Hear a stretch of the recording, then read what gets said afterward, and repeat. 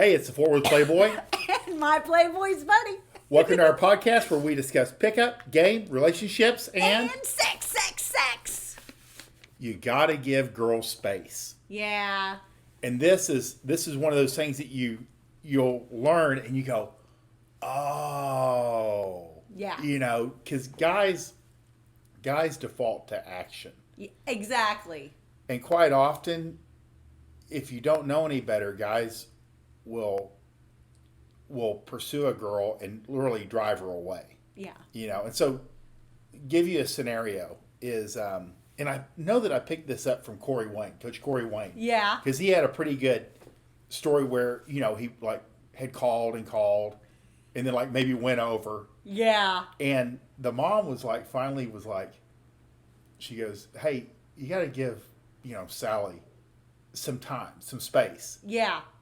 She said, because she can't really like you if you're up in front of her all the time. It's true. You know what I mean? And so you start thinking about it. And so you've got to, and this is one of those things like with women, your best ally is her imagination. It's exactly. You know, you want to get in front of her and then give her some time away so she can think about you. Because girls don't start liking you when you're in front of them. They're evaluating you and, you know, they're engaged with you. But it's when you're not in front of them that their imagination kicks in. Exactly.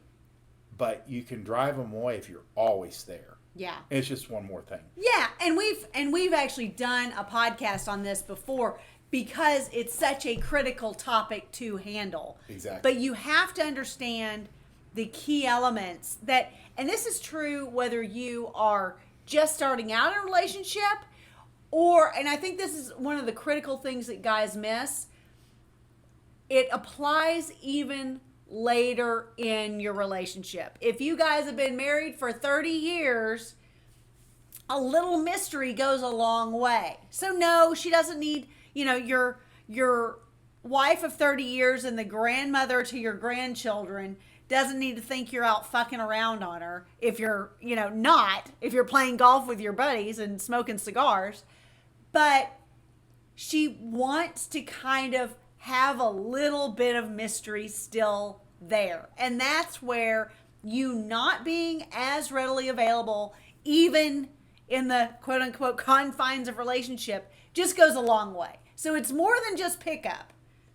It's super, I think that that more men shoot themselves in the foot in the pickup stages with giving too much attention like you're talking about. Yeah, they want to take action. Exactly. Too much action.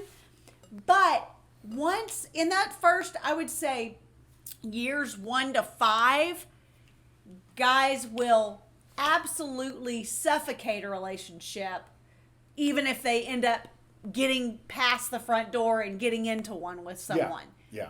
He's always hanging on me. Girls will say things Yeah. like, he's always there. I'm sorry, I couldn't text because he was right there and I just couldn't get away. Like, Exactly. This is the kind of stuff that girls say to one another Sure. when they are feeling smothered. I wonder how you decide what is enough, because we're around each other way more than I'm around any other girl that I've had a relationship with. Yeah. We work together. We're around each other a lot. So I wonder how you decide what is the appropriate amount. I think that's where guys, and this is probably the key point of this is the valid question, and the key point of this topic is that you have to gauge the responses you're getting. If she's pulling away from you, if she's pushing you off, even if she's doing it in a playful, joking manner, it's too much. She doesn't like it. Mm-hmm. If she's not instigating it, it's too much. She doesn't like it. Right. You know? And on the pickup side of things, in the very beginning, I would say it's literally like you were saying with the Coach Corey Wayne story. It's like our female imaginations will work double time if she doesn't know where you are and you're not always so available. And it's probably one of the first things that if a guy is like learning game, Yeah. is less is more. Absolutely. Because almost inevitably guys have shot themselves in the foot by taking action when not taking any action at all is actually the best bet. 1,000%. Yeah, less is more across the board is the best rule.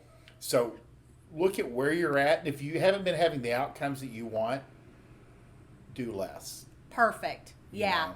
And I think that's where even like your collection of